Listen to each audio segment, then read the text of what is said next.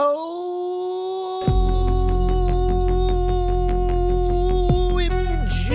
Gather round, behold the dawning of miracles that will astound, delight, amaze, and cause strange feelings among all of you.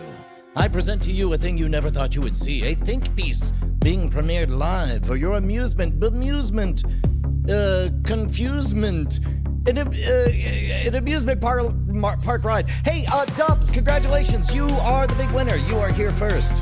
We're going to do something that you've never seen before. A think piece about fonts that are going to make people mad. Number one, this is new territory for us. We're wading into, I say we. I should really give up on the royal we. We're in the gentleman era.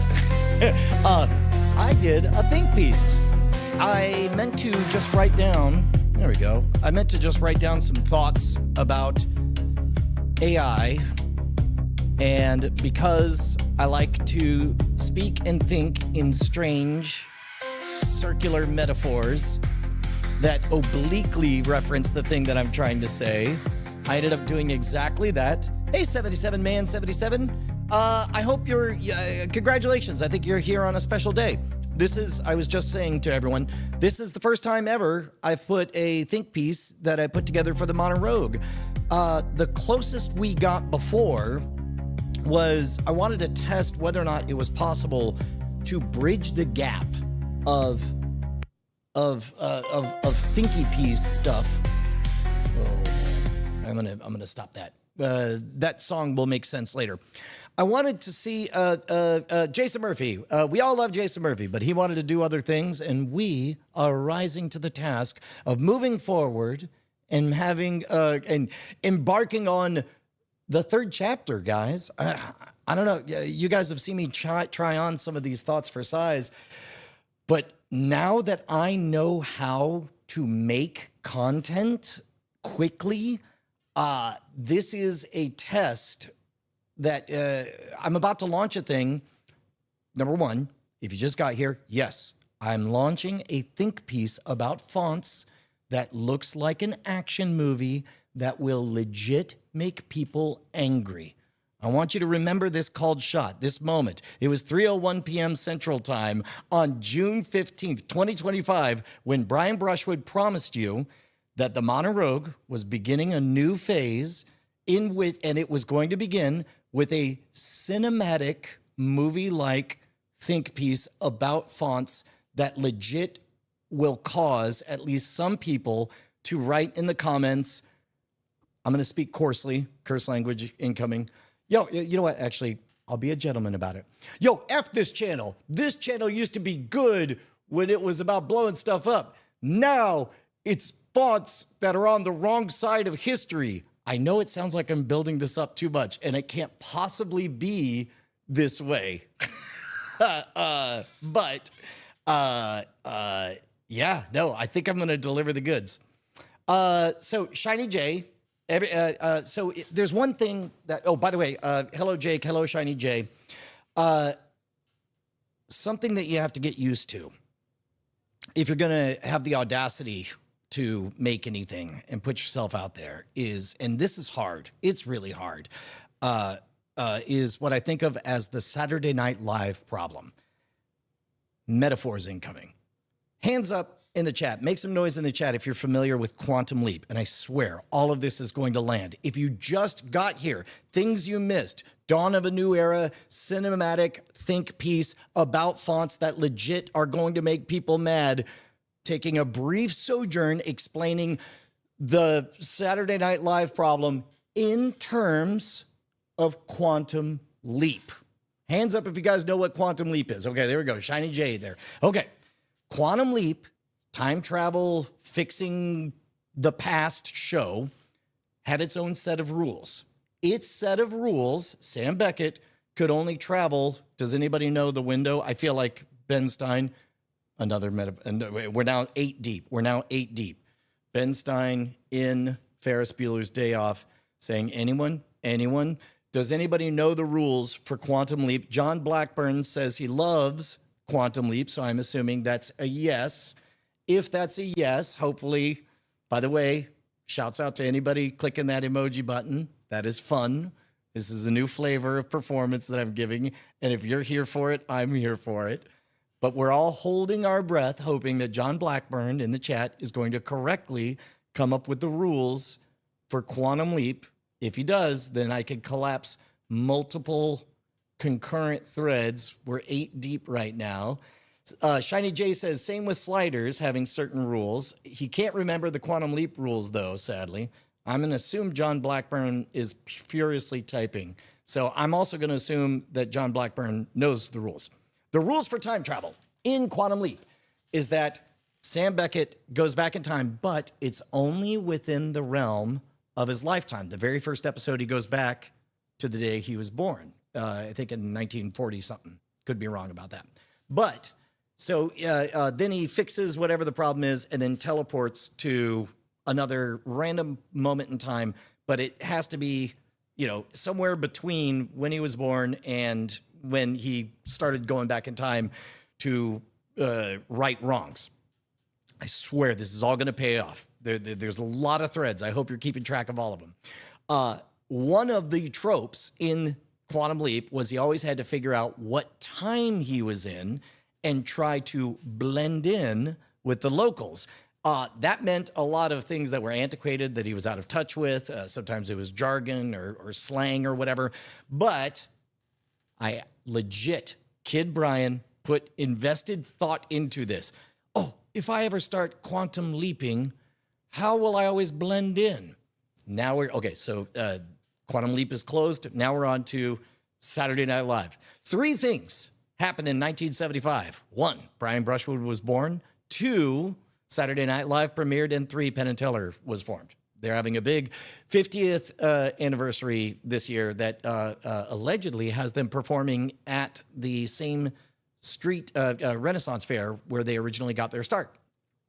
But if I ever start quantum leaping around, then there's one phrase that I've legit internalized that will allow me to blend in with all of the locals in any time frame for as long as I've been alive. And that phrase is, man, remember when Saturday Night Live was good? It will always work. All ages, all times. There's only one thing that everybody knows at all points in the timeline of my lifetime is that no matter how good or not good Saturday Night Live is today, we all can agree it used to be good. I miss old Saturday Night Live. That's my blend-in phrase. If you ever hear me drop that at a party, please know I'm having a psychotic episode and I believe I am time traveling throughout time and space. I am definitely quantum leaping if you ever hear me say that. Big B, you came back just in time. Things that we've closed 2 of the loops. We are now only as deep as dawn of a new era, about to launch a new video. You get all the behind the scenes, doing something we've never done before. The video that we're going to launch is going to be, it is legit a cinematic movie-like think piece about fonts that legitimately will make people mad.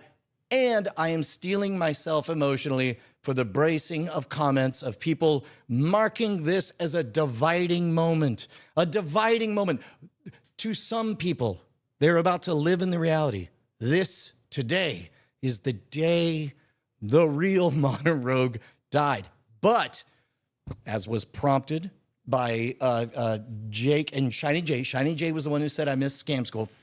And that is what spawned the Saturday Night Live problem, which is no matter how far along in any journey you are, all of us are going to be nostalgic for the best parts of it, right? And unfortunately, the nature of YouTube means that everybody experiences the story at different levels. Hardest of the hardcores experience one version of it, complete with a lot of interesting side quests and narratives. But the story, if your story is good, exists in such a way that it also plays kind of out of phase and time for other people. They only dip in maybe once a year, they see a video. Now, these are real fans who have a real appreciation for it, but they only are having a oblique iteration, an oblique relationship with the show. And so I've had to think a lot about what does things look like going forward. And a big part of that, we'll talk about this. This is one of the chapter live streams, so you're going to hear me pontificate a little bit. We've talked obliquely about how story is character over time, right? And if you crack a character, then Will Storr, in his book, The Science of Storytelling, basically says, you don't need a monomyth. Story is character over time. Protagonist says, who am I? A bunch of shit happens. Finds out he's Luke Skywalker. Finds out he's Kung Fu Panda. Finds out he's Neo. Got it. You crack character, you got everything. Story is character over time. And I was lucky enough that in 2012, I came up with a clever 2 words for who my character was. And that has informed all the way up to this moment. I don't want to get too heavy. We got to do the premiere of, again, can't make this clear enough. Gonna pay off. It is a movie-like, cinematic think piece about fonts that legit is going to make people mad. Probably not you guys, because there's a selection bias for the fact that you're here right now.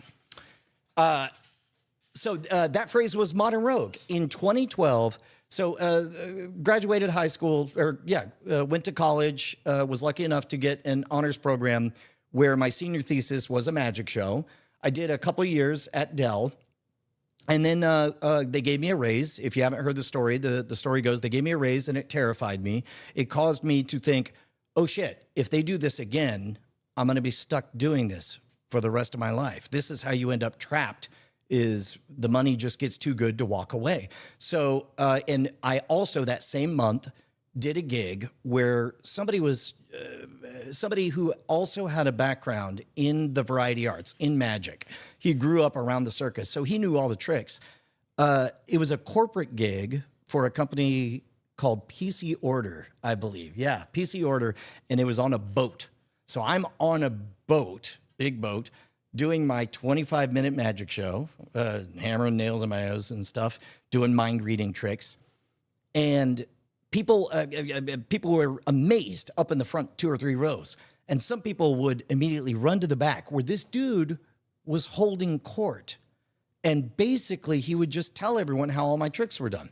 Now, of course, this free country, I can't physically stop him. Bit gauche to do it during the show. It was a real bummer, man. And they're like, oh my God, yeah, I know, this guy was explaining all your tricks. It was so interesting. And I thought, what a shitty place to be. Like, how does that person come to be? And I imagined what would happen if I stayed at Dell and continued to get raises and always dabbled in magic on the side. I would always have that itch, that wonder of what might have been, that question. And I could handle not making it as a magician, but I couldn't handle the not knowing. And so luckily, I went to my wife, Bonnie, and I was like, I need 1 year. I need to take a year off. Let me try this magic thing. Worst case, I get it out of my system. I have to know. And she said, you got 1 year. And 1 year later, I walked up to her and I said, Bonnie, just 1 more year. I swear, it's close. It's gonna be amazing. And then I started touring, right? And then, as often happens, I did well in the college. I did well in the college market with my touring magic show, and you get sniffs from TV coming around. And the first time I did a TV project, it didn't go well. It was a death by 1,000 cuts. A bunch of people had notes and ideas, and it ended up, I don't know, kind of stillborn. And I knew it was bad while it was happening, but I didn't have the authority to say anything, because what did I know? I had never done television, so I just said yes to everything. And so I was so frustrated that I was like, okay, I want to host a TV show. What is the one thing they're going to want out of a TV show host? And I wrote down, they probably have already hosted a TV show. So I'm like, great. What do I got? Well, I have a full calendar. I got 25 shows this fall. I've got a charismatic stagehand in the form of Nick Wells. I've got these 2 cheap cameras. What's the thing, YouTube, you say? Well, I mean, it is the year 2006. I think that ship has sailed, but this YouTube thing, that'll be good practice. That way I'll learn how to host. Plus, I'll get the benefit of having the trappings of authority because every email I send out will just say, also, I host a show now. It's called Brian Brushwood on the Road. And we'll explore it at some point when we're looking backwards and feeling nostalgic. But again, if you just joined us, cinematic movie-like think piece about fonts that will make people mad, beginning of a new era. So along that time, that was when I first learned the difference between Talent Brian and Editor Brian. And boy, did Editor Brian have thoughts about Talent Brian. But went on the road, got lots of experience, then moved into Scam School phase. And I don't blame anybody who says, I miss Scam School. Even though I always feel a twinge, always will feel a little twinge because it's like, I'm right here, my guy. I'm right here. But I understand upstairs part of my brain, system 2 thinker up here, understands that what you mean is that was some electricity, man. And you're right. That was some electricity. And then and when you catch that lightning, man, you ride it. Scam School was great. It was great. It was my entrance onto the main stage. And it's what led to that magical moment in 2012 when after, so we tried to pitch Scam School as a TV show. Single note, again and again and again. Too small, too small. Stakes are what? A free drink at a bar? No, no, no, no, no. This is television. Big, my friend. You got to think big. And so I started writing up, what would it look like if Scam School was times 1,000? And then the answers were, we'd be stealing cars, we'd be disposing of dead bodies, we'd be blowing up houses and all that stuff. And so around this time, when I launched Scam School, or Scam Stuff, because people were asking me, they're all like, hey, I want, you're talking about marked decks of cards, where do I get those? And I was like, well, you could just make them. They're like, I saw the episode. That looked like work. I would like to give somebody $10 to have a marked deck of cards. And I was like, they're like, who do you recommend, Brian Brushwood? I was like, who do I recommend? Because I want to give somebody, and I don't really care who, $10 for a marked deck of cards. But I trust you, Brian Brushwood. Yeah, you trust me, and you want to give someone $10 for, what was it, marked deck of cards, you say? Yes, okay. Oh, finally, right? So, but I wrote down that magic phrase, Scam Stuff, gear for the modern rogue. And that idea has cooked through the TV show. And then when the TV show ended contractually, we did two specials and then a full season, which from what I understand is the very best case scenario. Like, no, by which I mean you're not entangled, you're not being propped up into a forever franchise or anything like that. Like, you did it. You crossed the threshold. Everyone knows you're the guy that did the thing from the place at that time. Chef's kiss, great. Obligations going forward, none. And then luckily, because I began with the ending in mind, made sure that I had all the rights to all of the tricks and all of the hacks and all that stuff. So sitting on this mountain of stuff, it's like, what if we just kept going but we could own this one? So Modern Rogue launched as a property on the Scam School channel, which was complicated because Scam School was owned by Discovery Digital, but the channel was owned by me.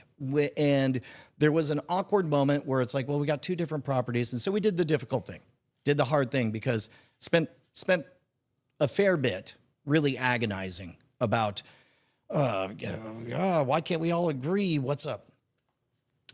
That was the clever way I phrased it. Why can't we all agree about what's up? By the way, if you're just joining here, dawn of a new era, cinematic think piece about fonts that's going to make people mad. I ran the thought experiment. I was like, okay, Brian, let's say gun to your head, check your gut.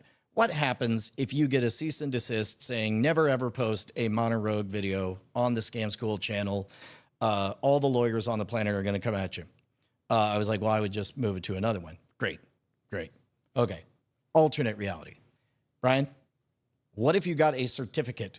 And what if there's a knock at the door, you open up the door, and there's 10,000 lawyers, and they're like, we all agreed. Here's a certificate that says you always will own the Scam School channel, and there's no confusion about it. Ever, ever, ever. What do you want to do? And it's like, what would you do next, Brian? I'd move Modern Rogue to its own channel. It's like, great. So why are you worried about this? Go ahead and move it. And so when we made that first couple of years of Modern Rogue episodes, that was all in the service of wanting to pitch it as a television show, as a spiritual successor. And normally what you do is you create a kind of a demo reel type thing, a concept pitch, what have you, or a pilot, and you take it out. But we're like, well, let's just do it in public. Let's just put it up on YouTube. So we start putting those out, and then ironically, 2 years later, when clearly where the lightning is striking, we're taking it out. Now we get the same problem. Same problem is, wait, you want this to be a TV show? Yes. But isn't it a YouTube channel? Yes. It's like, yeah, but it's so successful. How will the TV show be different? It won't. It's literally the reason that I designed all of this is to make it television ready. We are the production company. We have all that stuff. And so, whatever. You guys have been here for this part. Here's where I'm thinking. So we can get to the big premiere. All of Scam School, that 10-year, my 30s, right? For some reason, I always thought of the Modern Rogue as being the three archetypes of gentleman, warrior, scoundrel. Scoundrel, checked that box. So scoundrelly. 1,000 episodes of all the scoundrel. Warrior, my 40s. Gather an army together. Let's take on the world. Let's take on television. Let's have an HQ, a base. Oh, dear God, they're doing biological warfare. The world has conspired to unleash a plague. Ironically, we got to see a giant boost in all of our numbers because of that, because everybody was trapped inside. And that's why we were able to, well, let's be outside and play, right? That's what everyone wants to see. Great. TV, it turns out, never said yes. TV never said yes. There's still another couple of projects out there floating around that doesn't look like, man, this is another thing. Talk about a dawn of a new era. Things Brian likes to do. Talk, tell the truth, reveal secrets. Things television doesn't like. When talent talks, tells the truth, and reveals secrets. So I'm going to do my best to not accidentally step on any projects that are in production. But boy, keeping my mouth shut is hard. Which takes us to, and meanwhile, I also don't like breaking promises. And when I sunk all the cash that I had and then some into Modern Rogue HQ, the vision, the pitch, the called shot, that Babe Ruth moment, when you look at the stars, right, was an eclipse. 5 years. 5 years from now, an eclipse. And some of you guys know, it was a rough apocalypse. Everyone had a rough apocalypse. I lost my brother to addiction. And as I've said in other venues, by the way, if you want to get the real sauce on that, listen to World's Greatest Con. It's quite good. Season 1, episode 2 is where I talk about it. But I did become a fair bit fixated on keeping that promise. And as often happens in a normal production team, you got so there's three types of talent. There's unproven, emerging, and proven talent, right? So the normal flow of things is unproven talent becomes interns, become emerging talent. They stick around for as long as you can have. Usually, eventually, their talent outstrips their pay level, and then they move on and they become proven talent where they make good money and you get to be proud of them or whatever. The apocalypse really disturbed the natural order of that timeline. All of a sudden, everybody wanted to hunker down, and that makes total sense, right? And then the release of that is after the apocalypse was over. A lot of people who, in a normal timeline, probably would have moved on smoother, all went in waves, right? And during this, I am, we'll unpack, lots to unpack there. We'll get to all that. But suffice to say, some of you guys noticed that like I became fixated on that eclipse event, and by God, it was great. By God. Oh, on my tombstone, you could just put, managed to book an appearance from both the sun and the moon on command, and also parted the clouds for one glorious second. Oh, so much to visit there. But crossing that threshold, left me a little frayed, a little 40 pounds overweight on my 5'6" frame. A little frazzled. At which point, about a year ago, I began what I think of as the audit. That's when I started becoming one of these smug, intolerable pieces. By the way, if you're just joining us, cinematic think piece about fonts that's going to make people mad, beginning of a new era incoming. And the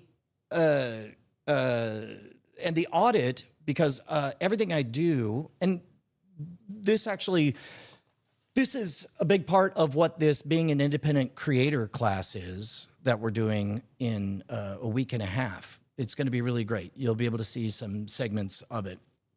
If all of this is new or crazy talk to you, consider joining the email list, gimme at gimme.scamstuff.com. Just sign up for whatever free giveaway I'm giving out, and eventually you'll find your way on the email list. Part of the process is that you start with character, and then you unfold story, and then once you have a story, you earn the attention of other people, and then eventually you get so much attention, people are like, well, what do we do now? Do we clap? Do we applaud? Do we spell out to you that you should sell Mark Dex at scamstuff.com and call it Gear for the Modern Rogue? And then that's when all of your energy goes from potential energy to kinetic energy. And that's when you read these articles about so-and-so raises X amount of dollars overnight or causes the impossible to happen. That is an earned amount of potential energy that gets like a dam breaks open and becomes kinetic agency. And it's just beautiful. Oh man, we're losing people. Okay, I'll speed it up, Shiny. Anyway, so now we're at, so it begins with character, refining the equipment. I'm down 35 pounds. Thank you very much. I still have 10 more pounds to go.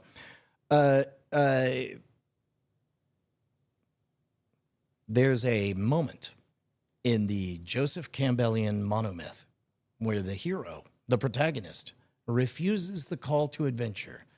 And I've spent the last year refusing the call for really my final act, because that's great. 10 plus years as a scoundrel, crazy touring wide man, a feral wild man on stage becomes a scoundrel on the small screen. Chef's kiss. Kisses TV, gathers up all of his friends, decides to go to war. Warrior decade. So many injured hands. R.I.P. injury counter. Shouts out to a real one. It's tempting to just keep on injuring yourself over and over and over again. Keep on getting in trouble with the cops. But ultimately, you can't refuse the call to adventure for too long. Eventually, you got to cross that threshold and enter a terrifying, mysterious world. And that's the beginning of what I think of as the gentleman era. This is a world that is absolutely terrifying to me because I don't get to hide behind the structure of a magic trick. I don't get to hide between knowing for a fact that at the end of the day, I got paid money and I ate fire and well, I mean, I don't know what else you could have done. I have to engage as a fully actualized man. This is the other thing. Oh, when you're in your 30s, 30s, they're just like your 20s, except you have a little money. 40s, they're pretty much like your 30s. 50 is a different number. 50 is, are you a man or not? Ran out of coupons. It's time. It's time to begin what I think of as the gentleman era, which means it's time for open, honest dialogue, thoughtful think pieces like what we're about to launch right now. Let's take a look at this content tab. So you guys have seen, if you go back any of the live streams that say the word chapter on there, you'll see that's me spelling out to you guys that I actually want to provide something of value, whether it's a behind the scenes lesson on how things work or whatever. So we're going to take a look at, I believe this might be the first decent quality, I'll let the audience decide, think piece video that I've ever done entirely by myself. It's really crazy. Murph Strange is asking if I'm telling you that the schwood is all grown up. I would not presume to make such a preposterous claim. I am a modern rogue. I am finally attending to the need to develop the gentleman aspect of the triad. I am filled up on my scoundrel and warrior, though. Although, I mean, those are baked in. You guys know how it goes. This is going to be here forever. Yornik, the cave you fear holds the treasure you seek. Damn straight, man. That's you guys. You guys. There are people who will click on the polished candy. Hopefully, this think piece will do well. Hopefully, you guys will share it. Hopefully, it'll get pissed off. People will get pissed off. But you guys are the most precious because you're here in real time when it matters. And so you guys always have my full attention. And folks who go to patreon.com/modernrogue, where I can post stuff that that I know for sure can be safely processed. Okay, so let's take a look and see what it looks like to launch a new video. I never know.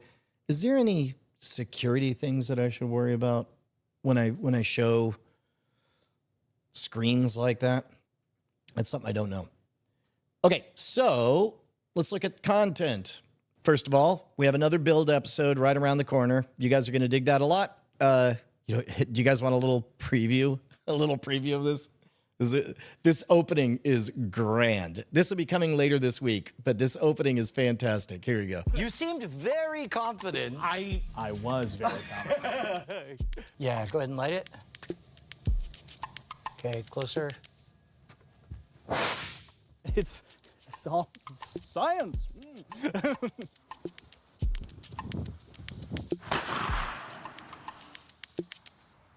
Kids book. That's my experience. Kids book. Kids book. So that's coming. That'll be a good one. But that's not what we're here for today. Today, we're going to launch in Premiere.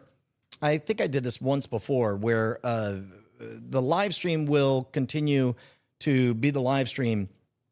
But if you guys can also click into the Premiere and we can watch the Premiere together live. Again, just joining me. 1 week ago, I was writing down some thoughts. I made a metaphor. The metaphor became whatever it is you're seeing here. And we're going to launch it right now as a premiere. Should I premiere it? Yeah, because a premiere will get a push notification, an alert, right? So here. This is, by the way, one of the things that you should do is know the landscape. So I made sure to search for Papyrus. There's the SNL sketch making fun of Papyrus. Hey, Dylan, good to see you. I still have to unpack your gift. I'm very excited about it. Uh, the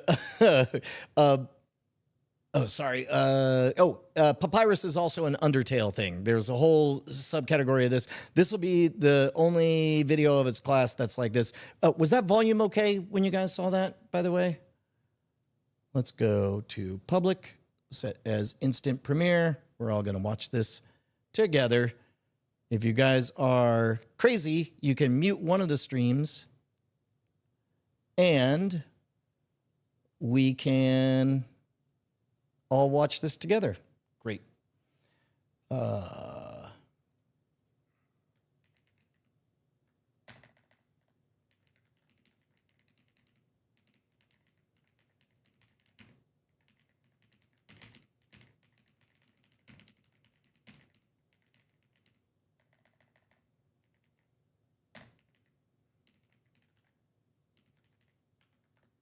There we go.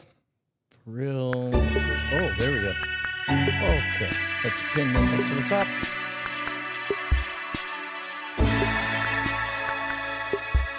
And cool. You guys should all watch it real time. If you can. Instead of noise vision, which is how we're watching it now. Oh, actually, top 3 fonts video would be one that makes me mad. This is a bit loud. Yeah, this, okay, I'll punch it up when the video starts. This premiere thing always is louder than you'd expect it.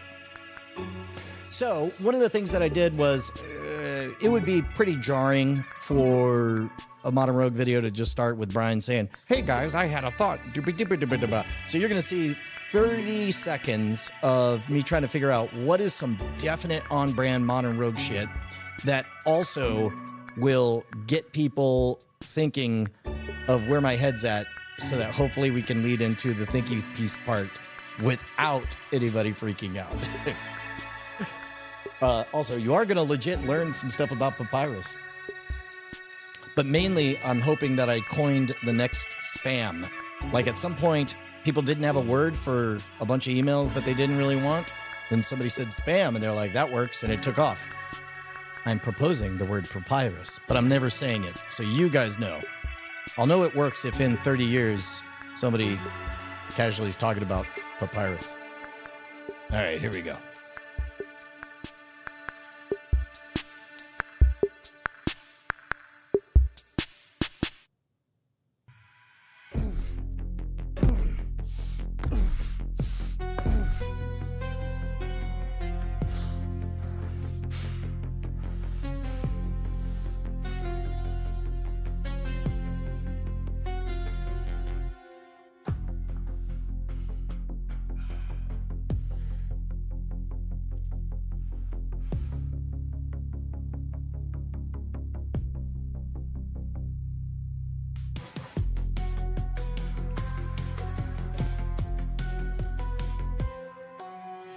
It's hard to explain anything to a 17-year-old.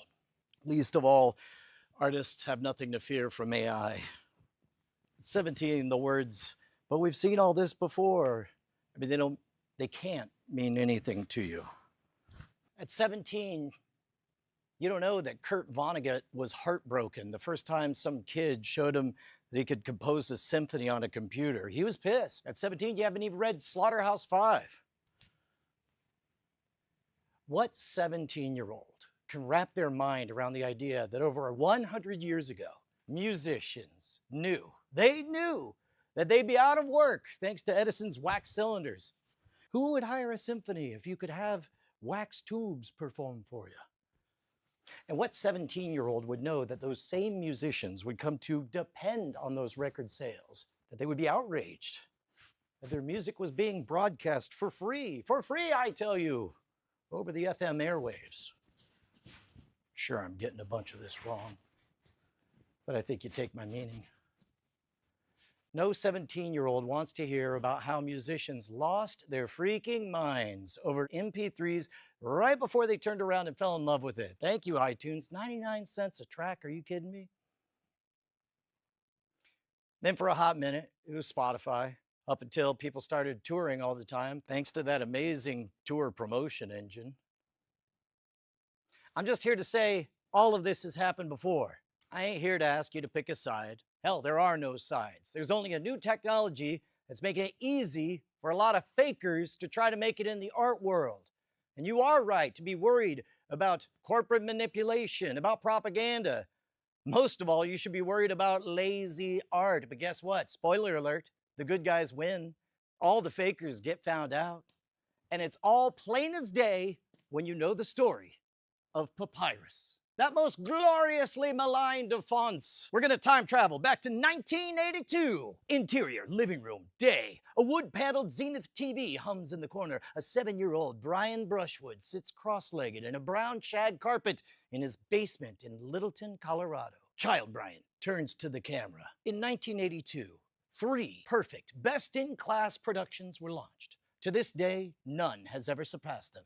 Knight Rider is, was, and ever shall be the very best man-on-the-run weekly TV procedural, and I've still not forgiven my parents for making me miss episode 2. Star Trek II, The Wrath of Khan. Khan! 1982 was also the year we received the single greatest font that says, I've never left my hometown, but I'm pretty sure I know what Egypt is like. In 1982, Chris Costello created Papyrus, and in doing so entered a decades-long competition with Vincent Conner for the epic title of the world's most hated font. The funny thing, Papyrus isn't even that bad of a font. In his book Designed for Hackers, designer David Kadavi praised its solid fundamentals, citing its even texture and surprisingly good kerning. But he also rightly called out Papyrus's original sin, its inauthenticity. In one timeline, Papyrus would have been just a quirky one of 200,000 fonts out there, one that you'd never encounter unless maybe you were working on your next best-selling hymnal. But we live in the timeline where Costello sold it for $750, at which point fate took the reins. In 1996, Microsoft included Papyrus in the release of Office 97, and in 2003, it showed up on Mac OS 2. After 20 years of obscurity, Papyrus hadn't so much arrived as quietly snuck onto the main stage. And there, over the next 10 years, Papyrus wormed its way into the public consciousness simply by being the most interesting font that could be summoned, and this is the important part, with an easy button. Cut to B-roll montage, jaunty music, teletype machines, happy workers, kids, adults, executives, home users, all clicking font drop-down menus. Over the next 10 years, millions of users with limited budgets, limited graphic design skills, but unlimited confidence scanned through the fonts. And out of those 50 or so fonts, they found the most interesting one. They all had the same brilliant thought. That is the most interesting font. Look at me. I am a genius who cleverly picked the right font. I am an artist. I didn't need to pay anybody $50 to lay this out. B-roll, business plans get printed. Birthday party flyers are handed out. A big old sign gets mounted on the side of a brick and mortar bank. All of them covered in Papyrus. Kid Brian back on camera. And for a time, it was good. Everyone was a wizard. Everyone was a graphic artist. Everyone was happy with Papyrus. There was only one thing people didn't like about Papyrus, and that was seeing other people use it. It held up a mirror. It revealed the lie of their gift. It peeled back the curtain covering their inauthenticity. It reminded them that other people had an easy button too. Cue Papyrus Watch. The blog was dead simple. See Papyrus in the wild? Send it in. Everybody laugh. Because the moment there was a hint that the emperor had no clothes, the backlash was swift and brutal. Ha! Look at this Italian restaurant. Ha! Gratitude with Papyrus. No matter what the words were, the sentiment was the same. Ha ha, look at this person. They pressed the easy button. Because it wasn't just typeface and font nerds who were figuring it out. Everybody knew that no font could represent both the high end and the low end of the market. No font that ships with Windows could be a hallmark of status.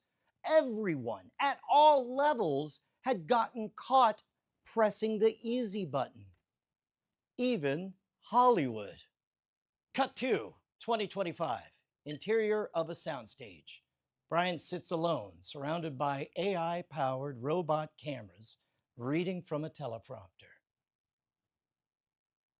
It takes a few years for the crowd to smell low-effort content. And once they do, they always recoil from it. Because at a core level, all humans want is to connect with other humans.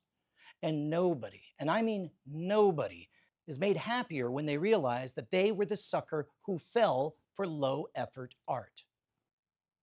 We're having a Papyrus moment. And the trappings of AI art are pretty easy to suss out. Won't always be that way. But for now, pretty easy to spot it. And right now, we have a lot of people on guard. And for good reason.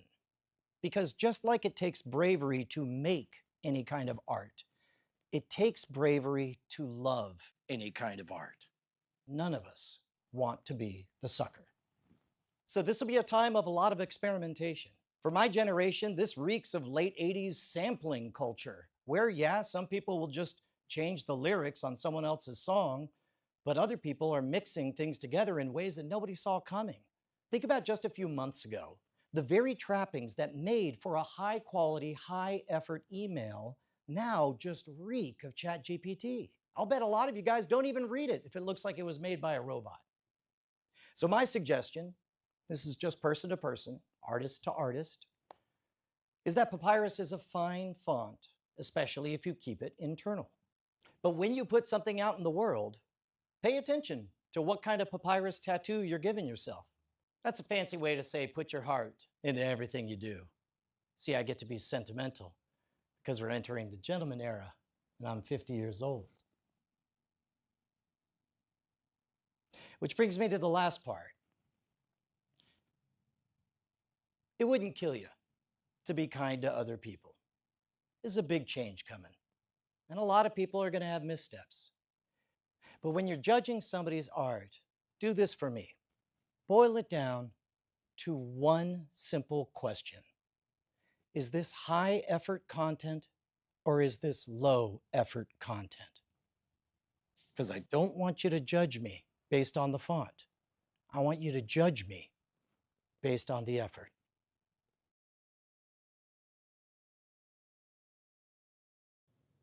Yo! Unexpected sincerity attack. Ha ha! Bum bum bum. Oh, here we can play this. Go out with a little ding dong. There we go.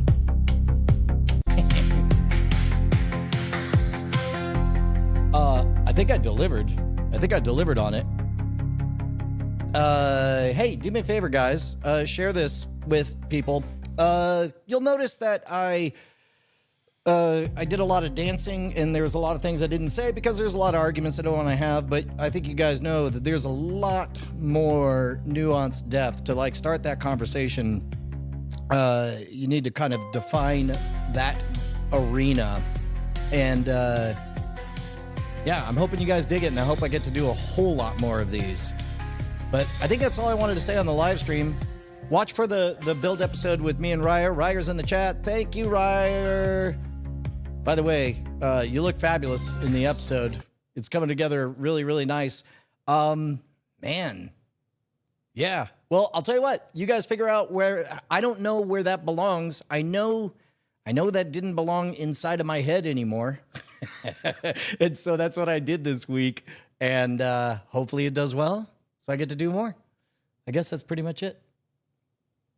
I don't think I'm going to top anything I just did, so I'm going to call it. I'll just play some rando music to take us out. There we go. All right, guys. Bye-bye.